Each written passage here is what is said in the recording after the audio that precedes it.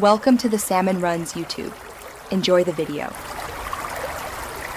You start by equipping a flashlight and choosing perks that extend beam or recharge. This primes your tool for saves.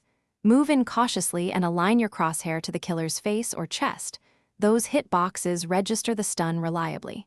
Once aimed, hold the beam steady for roughly 1/2 second. That brief contact is the first actionable step to blind the killer.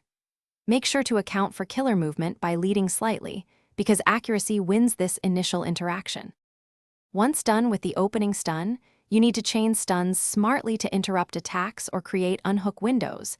This is where timing matters.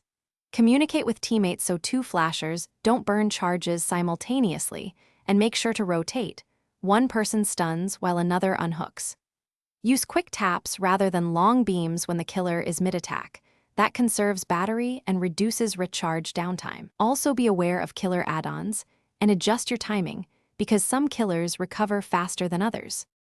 To finish the sequence, use a well-timed stun to force the killer into a recovery state, then create distance and let teammates complete objectives.